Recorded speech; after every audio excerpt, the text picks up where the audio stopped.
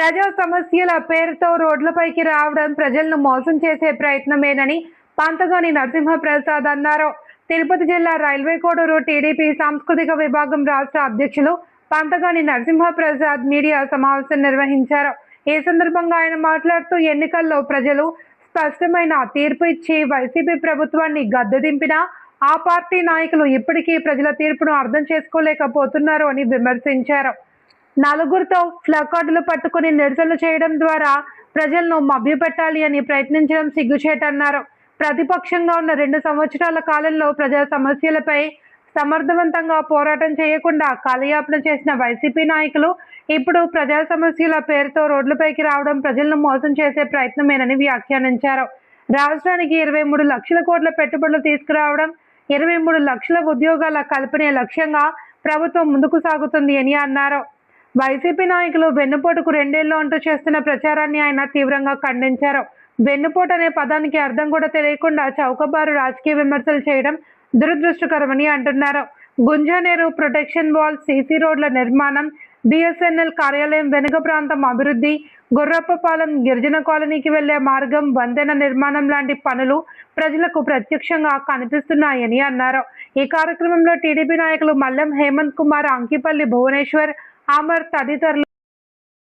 June 4, 2026 సరిగ్గా 2 ఏళ్ల క్రితం రాకేష్ పాలన నుంచి విముక్తి కలిగి మంచి పాలనకు ప్రారంభమైన నేటికి 2 సంవత్సరాలు పూర్తి చేసుకున్న సందర్భంగా అందరికీ ఎన్డీఏ ముఖ్యమంత్రికి నా ధన్యవాదాలు చెప్పుకుంటున్నాను. ముఖ్యంగా మోడీ గారికి, చంద్రబాబు నాయుడు గారికి, పవన్ కళ్యాణ్ గారికి, లోకేష్ గారికి.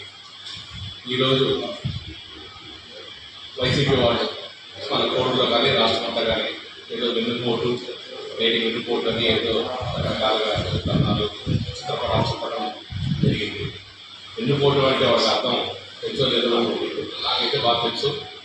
నేటి 2 ఏళ్ళ పూర్తి సందర్భంగా మా వాళ్ళు చేసిన మా ప్రభుత్వం చేసిన మంచి పనులే వాళ్ళ వెన్నుపోటు.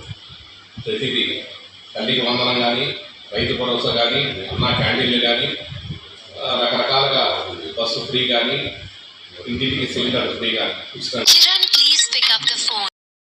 ఉచితంగా సంతోషంగా వాళ్ళ జీవితాలు గడుపుతున్న ప్రభుత్వం ఇది.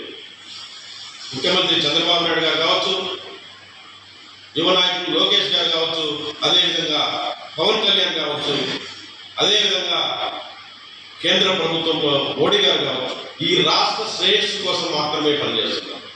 స్వలాభాల కోసమో సొంత అజెండాల కోసమో పనిచేయడం లేదు. మీ ప్రభుత్వంలో కుదేలైన ప్రజల జీవితాల్ని ముందుకు తీసుకోవడానికే మా ప్రభుత్వ ధ్యేయం. మీరు ఏదైనా ఉంటే ఇంకా 2 సంవత్సరాలు రెస్ట్ తీసుకొని లాస్ట్ ఎన్నికలప్పుడు రండి. మీరు సంతోషంగా, నాకు తెలిసి ఈ నియోజకవర్గంలో ముఖ్యంగా మీరందరూ చాలా హ్యాపీగా ఉన్నారని వింటున్నాం. మా కార్యకర్తల కంటే కూడా మీ కార్యకర్తలే హ్యాపీగా ఉన్నారు.